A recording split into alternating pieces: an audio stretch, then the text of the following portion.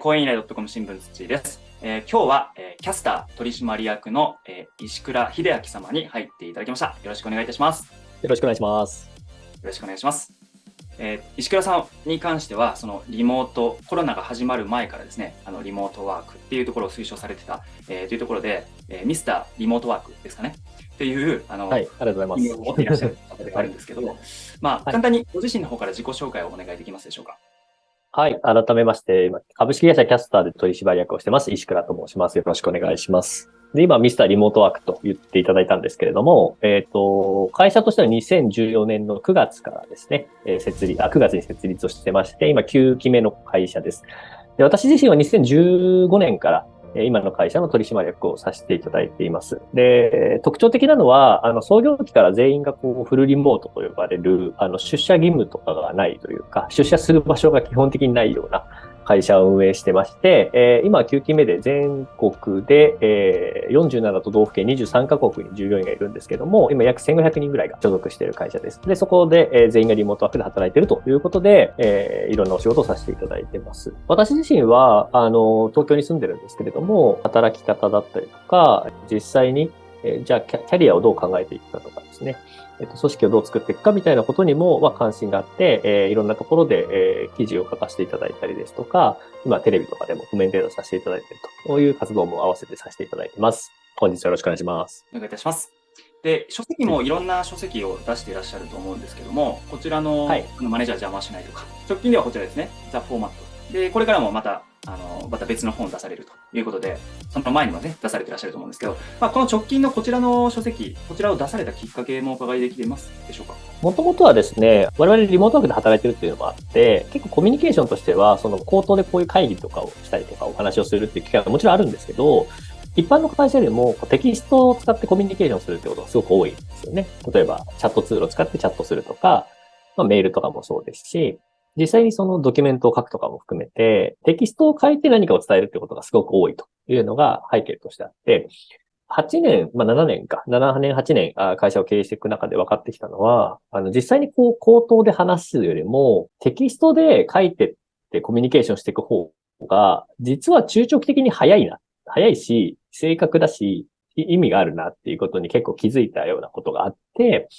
で、それをもともと題材として書こうと思ってたんですね。きっかけとしては、私がノートとかによく、話した方が早いよ、直接みたいな言うと思うんですけど、話した方が早いは早くないっていうのをノートに書いたときに、それを読んでいただいて編集者の方から今みたいなお声掛けをいただいて、書籍になったという感じです。で、最初はそのテキストコミュニケーションがなぜ、いいのかみたいなことを結構中心に書いてたんですけど、その中で人に伝わるには結局何が必要なのかっていうこと、コミュニケーションって伝わることがすごく大事なので、伝わるためには、みんなに、読んでる方に武器があるといいよねっていう話があって、だとすると伝わるための手順とか、伝え方とか、伝える手順とか、伝える項目によってやっぱり絶対に伝わり方違うので、じゃあそれをフォーマットにして、皆さんが使える形でご提供しようっていう風になったのが、そのザ・フォーマットっていう感じですね。ありがとうございます。この書籍でも説明されてますけど、地図を題材にして、表現がすごくわかりやすい、はまりやすいなと思ったんですけど、作っていく中でわかりやすい表現をしようっていうことで、されたんですか？例えば、伝わるっていうことって何かっていうと、こっちが言っ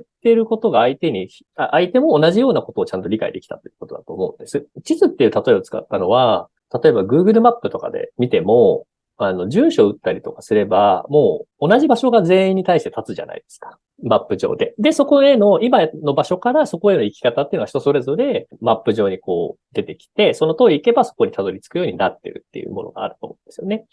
なので、マップでいう、地図でいう、行き先にピンが立つみたいなことを、コミュニケーションに例えるとそれが伝わった状態だとすると、そこへの行き方っていうのはやっぱりあるし、で、そのゴールがみんな同じだったら、行き方はいろいろあるけど、たどり着くよねっていうふうに思っているので、例えとして地図っていうのを使ったっていう感じですかね。で、その行き方のことを、フォーマットっていうふうに言ってるっていう感じかもしれないですね。フォーマットも本当にどんな仕事の状況の方だったりとか、汎用性があると、一読してそのように感じた部分ではあるんですが、それぞれお仕事をされていらっしゃる中で、やっぱり目の前のことに追われて、そういう体系的なところをまとめられず、なんとなく話した方が早いとか、そういうようなことをやってること、そういう方が一般的に多いなというふうに思うんですが、その書籍を出すっていうことを前提にそのフォーマットを皆様に汎用できるように書いていったっていう感じなんですか？それとも最初うから。はい、はい。そうですね。それで言うと、もちろん書籍に合わせてすごく言語化し直した部分はあるんですけど、どっちかっていうと僕が人にコミュニケーションで何か伝えるときに考えてた考え方とか伝え方とか伝える順番をただ落としただけなんですよ。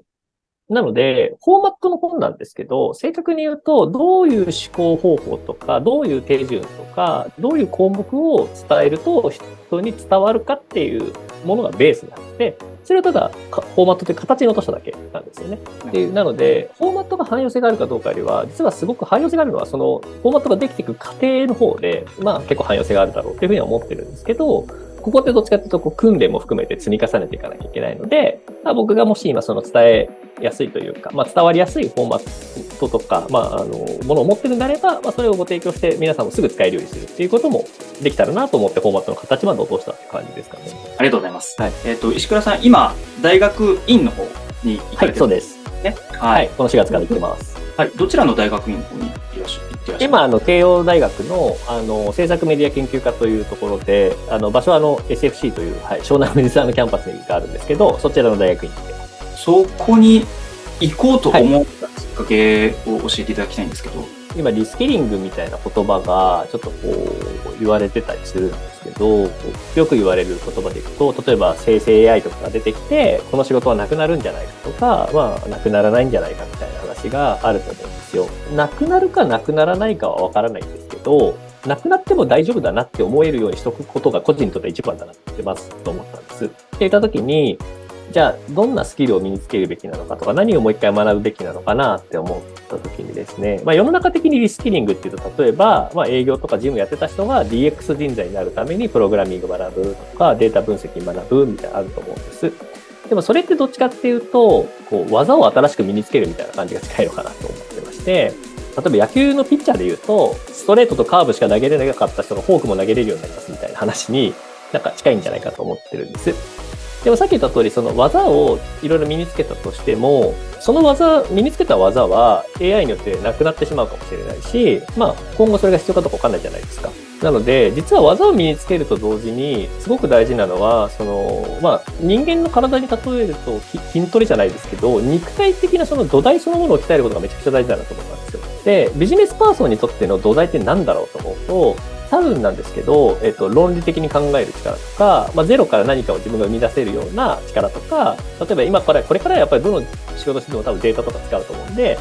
データの意味が分かって、それをハンドリング自分でできるとか、日本語とか英語を操りながら、いろんな人にコミュニケーションして伝える力とか、新しいものを自分なりに吸収して、なんか自分の技に消化していく力みたいなのが多分必要だと思うんですよね。何が来ても大丈夫なのに。って考えたときに、これが一番身につく場ってどこだろうと思ったら大学院しかないなと思ったんですよ。なので、まず大学院っていう道を選んだっていうのが1個目です。で、もう1個目は、自分が経営者とか、管理職みたいな仕事をしてますと。で、世の中的に仕事がじゃあ変化して、DX が必要だとなりました。例えば従業員がすごく DX のことを学んで身につけたとします。でも僕がそれ分かんなかったら判定できないじゃないですか。それがいけてんのかどうか。的外れなのかいけてんのか、もっと頑張んなきゃいけないのか判断できないですよね。なので、僕が判断できない以上、どんなにみんなが頑張ってもあんまり意味ないんですよ。だって分かんない人が判断しちゃったら分かんないわけで、間違う可能性が高い。だから僕が一番最初に分かってなきゃいけないし、やんなきゃいけないので、って思ったので、そういう意味でも、学び続ける必要っていうか、学ぶ必要があるなと思って決めたっていうのが大きな理由ですかね。その学部とかの選択に関して、どういうところを重きに置かれたんですか？それはでもさっき言った研究テーマとかやりたいこととか、こういうことをもうちょっとより研究したいなってことが決まってたりしているので、僕の場合今、リモートワークとか働き方に関してとか仕事に関してより研究しようと思っていて、すごくちょっと具体的に言うと、例えば仕事をしていると、なんて言うんでしょう、レスが早い人は仕事ができるとか言うじゃないですか。本当かっていうのをデータとか数学のモデルを使って本当に因果関係を確かめるみたいなこととかをしようと思っていて、あと例えばじゃあ最近で言うとなんかワンオンワンがすごく必要だよね、組織の中でってあると思うんですね。で、ワンオンワンって本当に効いてるのか、で聞いてるとしたら何に効いてるのか、パフォーマンスに効いてるのか、従業員の満足度に効いてるのか、何も効いてないのか、で逆に言うとどういう人には効いてるのかとか、どういうやり方がいいのかみたいなことを、僕は結構データとかその数学のモデルを使って因果関係を明らかにするっていう結構経済学の割とディープめなところをやってるんですけど、っていうのをやろうと思っているという感じですね。ものすごく興味深い。はい。なので、それが一番できる研究室とかを選んだ。